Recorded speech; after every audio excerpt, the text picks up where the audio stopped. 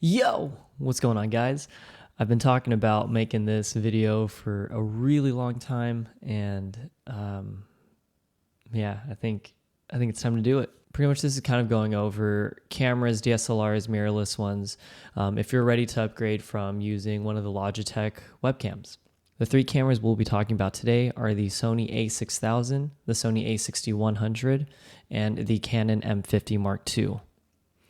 Now, all three of these will be great for streaming. You're going to see a noticeable difference between using a webcam and one of these cameras. However, there are a lot of differences between the three, including price, and I'm going to go ahead and break down the benefits of each one. I do want to state that for these three cameras, I will not be recommending that you get the kit lens for any of them. The kit lenses in general for any camera are never really quite fast enough to handle low light. And the reason why I say that is because since we are streamers, we like to play our games in the dark, and we have a lot of cool lighting that we set up in the back. You're going to need a camera that handles low light pretty cleanly, and it does show, a darker room a lot better. So the Sony A6000 retails for $398 on BH Photo Video, and that comes with a bunch of accessories. That is of November 2nd, 2020.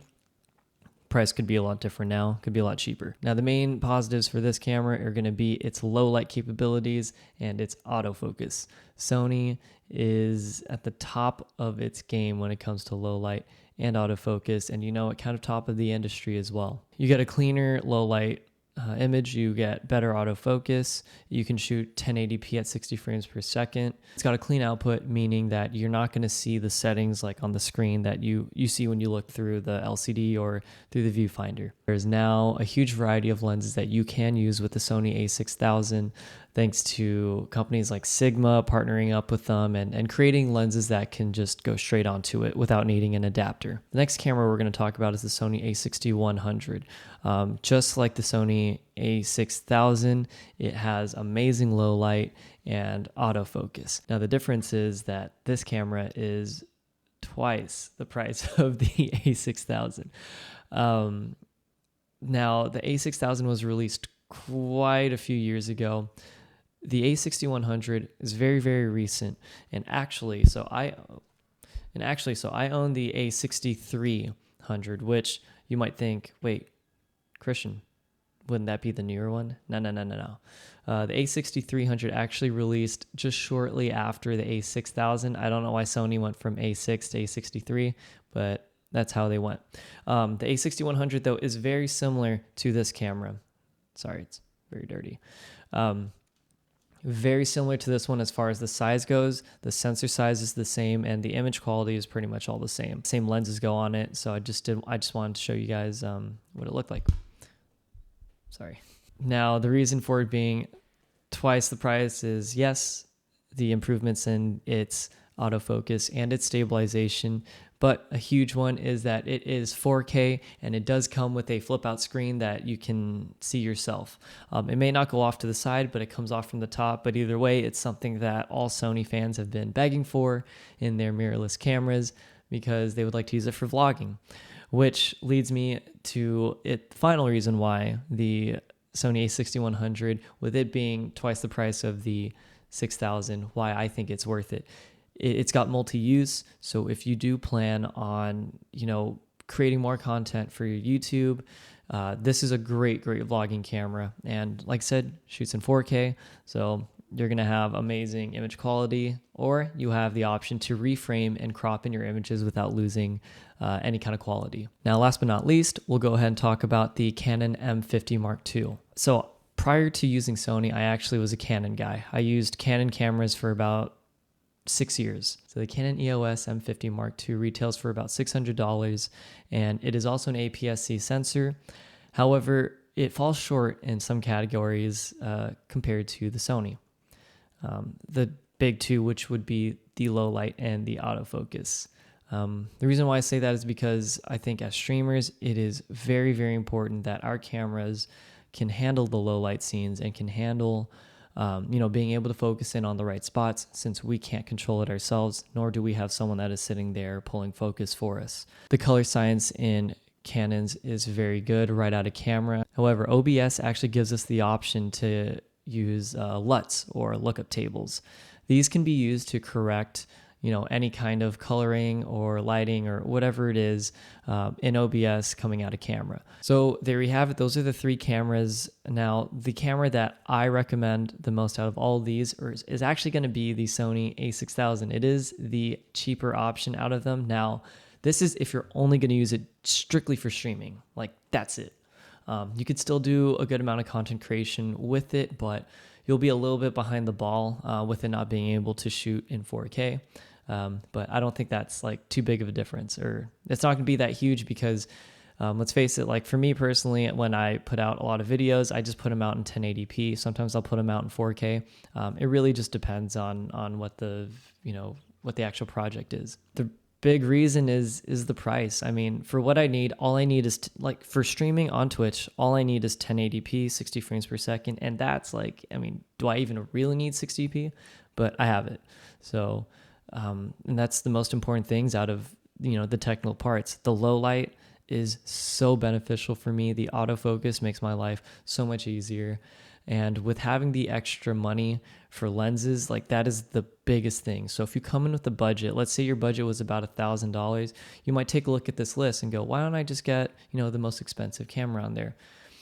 Sure, but you kind of don't leave room to actually pair it up with a nice lens. Now, the way I kind of see it is like you can get a really nice camera body, but if you don't have a good lens or a lens that matches up to your needs, it's like driving, a Lamborghini at the speed limit. You're kind of capping yourself there. Now, I only have 3 lenses that I'm going to suggest for streaming. And this is, again, strictly just for streaming. The lenses I'm going to go ahead and suggest are the Sigma 16mm 1.4. I had to double check that. I've hit this mic maybe like a billion times. The Samyang autofocus 18mm 2.8 and the Sony 20mm 2.8. I'll go ahead and break down each one of these ones because I do own a Sony 20 and I do own a Sigma. I do not own a Samyang, but heard many, many great things about it. And again, we're just going to kind of talk about the different focal lengths and the f-stops. So with the Sigma, I think the Sigma has the most accurate colors. It may hunt a little bit when it's autofocusing, but not too much. And you actually can kind of hear the motors move while it's focusing. However, when you're streaming, I don't think it really picks it up. I do own a Sigma lens myself, and they are a lot heavier than the other lenses. And I think it's because it just has more elements that are inside of it, and it does create a sharper image. Sony. So of course you have the Sony lens and they would match it perfectly with the Sony camera. Its autofocus is tack sharp. It's very, very accurate and you don't hear it at all. The colors aren't as good as the Sigma, but it is what it is. Last but not least, it is the Samyang autofocus. I have not used these ones. These are a third-party lens that are very popular. Samyang and Rokinon, I believe, are related. But I hear a lot of great things about it. However, for the focal length, that's exactly what I'm going to be talking about. 18 millimeters is perfect. 16 through 20 is going to be good for you for streaming. Any more narrow than that, you start going 24 and above, especially on a crop sensor camera. It's not going to, you'll probably see like this much. It's going to be a really tight shot. It's going to seem very claustrophobic, and a lot of us like to decorate our scenes, not like me right now because currently I'm in a temporary office space. So this is kind of what we're working with. But yeah, at 20, so actually just to put in perspective, this is a 20 millimeter lens that I have on right now. And it's actually fairly close. This is really close to my face. This is like a foot away. So the reason why I mentioned these 3 lenses is because its focal lengths allow you to actually mount it so that it is right above the monitor or somewhat close to you. We don't all have, a huge streaming area where we can have the camera on a tripod somewhere else or further away or that much further behind the desk. So if you still want to be able to have the same, webcam feel, but have it be very, very, high def and have that depth of field, I think that between 16 to 20 millimeters is pretty good, even wider than that. But any more narrow, once you start going 24 millimeters and above, I think that it gets a little too tight, unless you have the space. So all these lenses, they range from anywhere between $300 to a little over $400. So, if you want to pair it up with the bodies, like I said, do it with the budget that you have. So there it is, kind of laid out for you. Those are the 3 lenses that I suggest, and those are the 3 camera bodies. Now, let's go over the accessories. Lights. It's the second most important thing next to the lenses. You can have a great camera, but if you don't have a good lens, you're not going to be able to get the look that you want. If you don't have the lights, you're not going to be able to see what you want. So let's go ahead and talk about that. Now, the camera isn't magic. It doesn't just fix all your problems, and it doesn't just make your scene look professional. Otherwise, then people could just buy a camera and shoot their Oscar-winning movie. That's it. So lights. I'm going to go ahead and talk about 2 different kinds. We're going to talk about LED panels, and we're going to talk about softbox lighting. So the LED panels I suggest is not going to be the key lights. Those are very expensive for what they do. So the ones I'm going to talk about are the newer 2-pack of LED panels. Newer, it's like they are the budget company, and their product is whatever, but honestly, for the price, it gets the job done, especially for streaming, or if that's the only use for it. So I actually use the LED panels right now. So it comes with the 2. It's got dimmers, and actually comes with 3 different white balance colors that you can mess with. So you got the blue, the red, and the yellows, and you can go ahead and filter out the lights any way you please.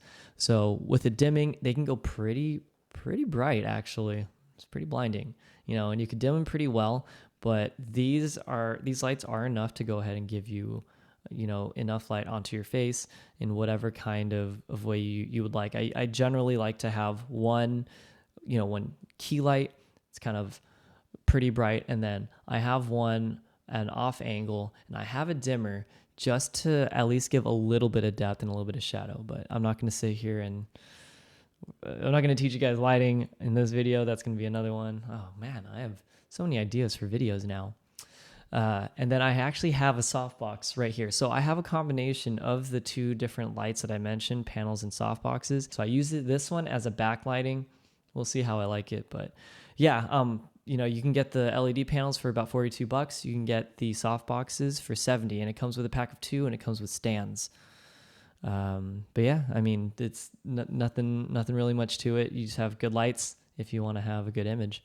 So now we're actually going to talk about the accessories that we're going to need to get this camera to stay on and to get the image into OBS. God, I don't know why I'm having such trouble talking.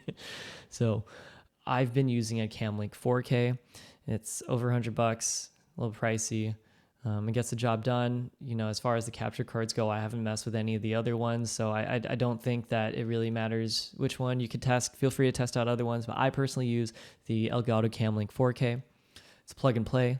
It's good to go. I also would recommend getting a desk mount for it. Now, you can either do a tripod, which is the cheaper option actually. However, you're going to need the space for it. The desk mount is around $100 on Amazon, and it can actually clamp on the way that you would with your mic.